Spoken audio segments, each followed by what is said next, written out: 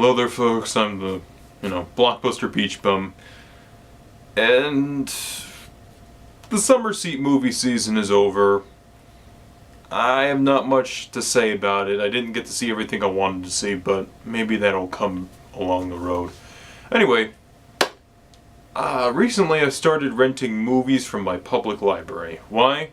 It's cheap, it's inexpensive. Worst thing that can happen is I pay $1 for being a day late. I like that. I mean, it's better than me just going to pay $10 to see a bad movie. Right?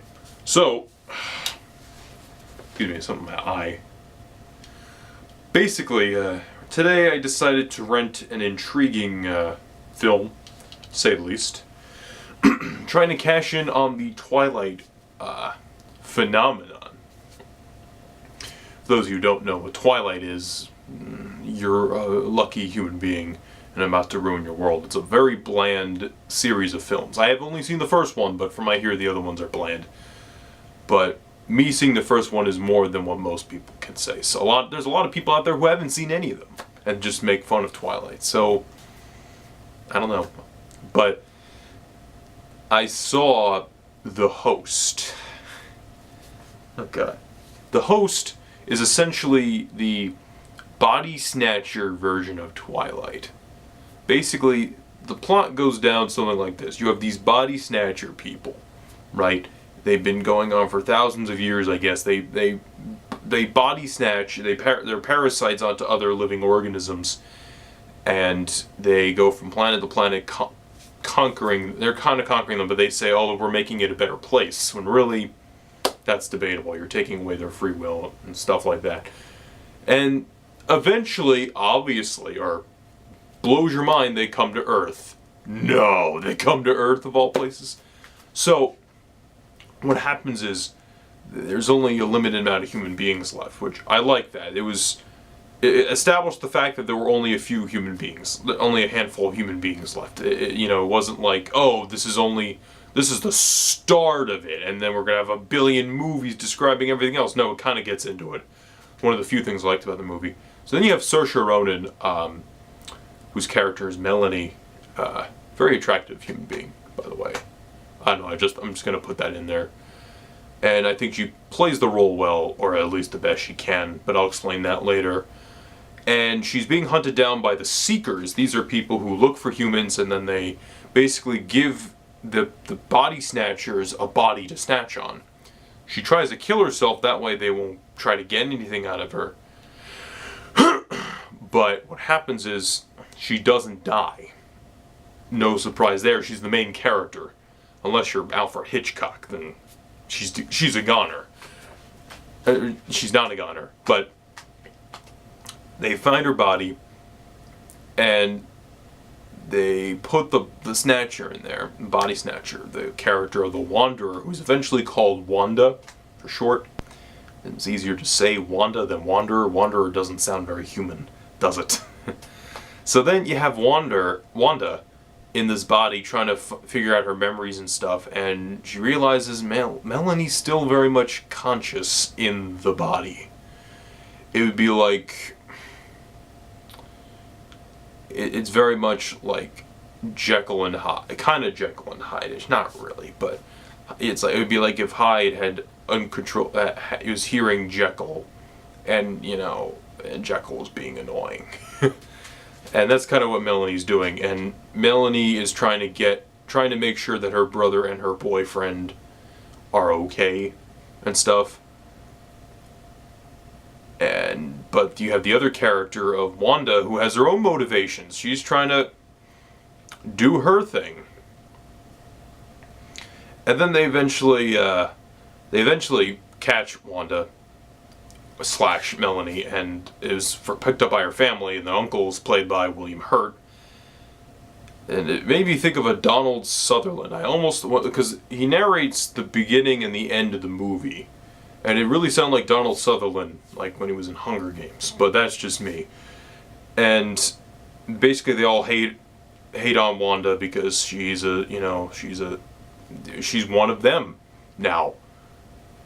And they beat her up after she's really bad sunburn and stuff.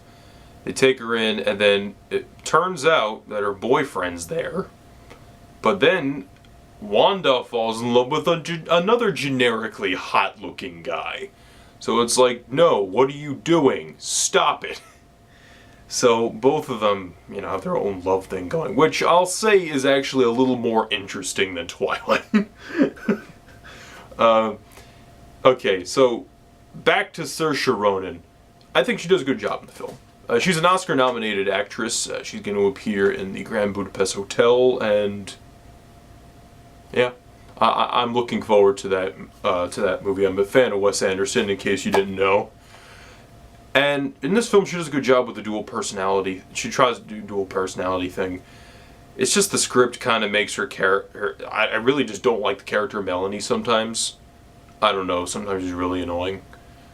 And I actually really like the fact that Wanda's character is actually more honest.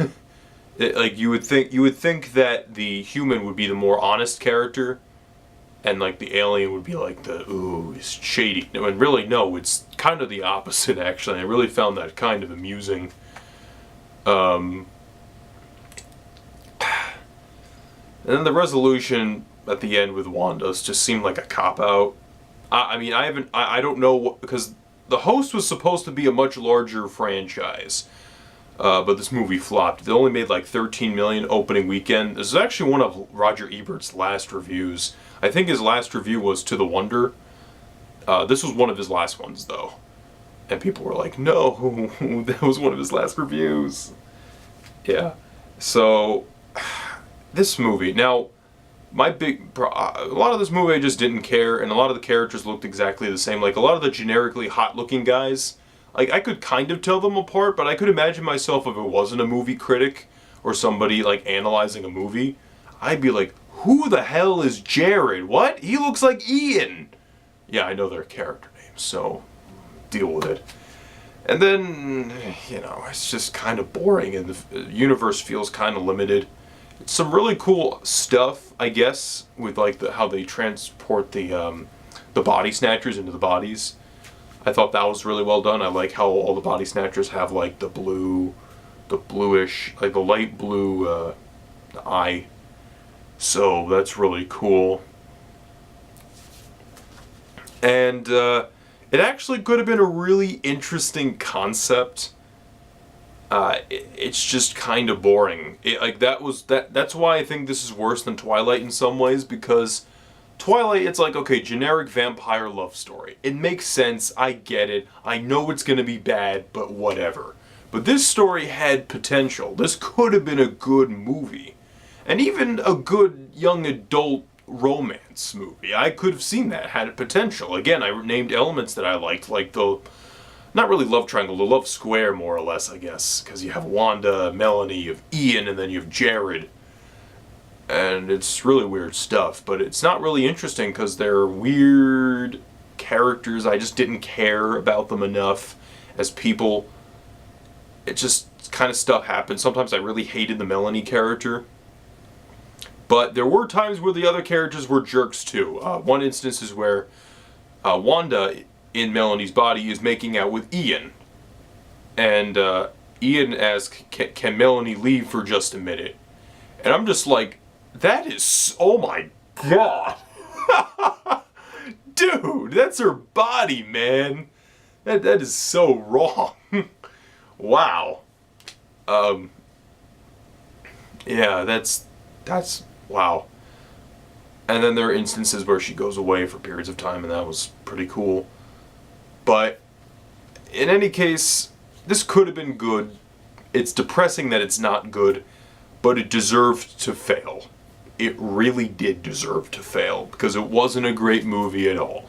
It was pretty boring, and the worst thing I can say about it is that it could have been great, but it's not. So that's my review on The Host. I'm the Blockbuster Beach Bum, analyzing the films you may or may not have seen on the big screen. Peace out.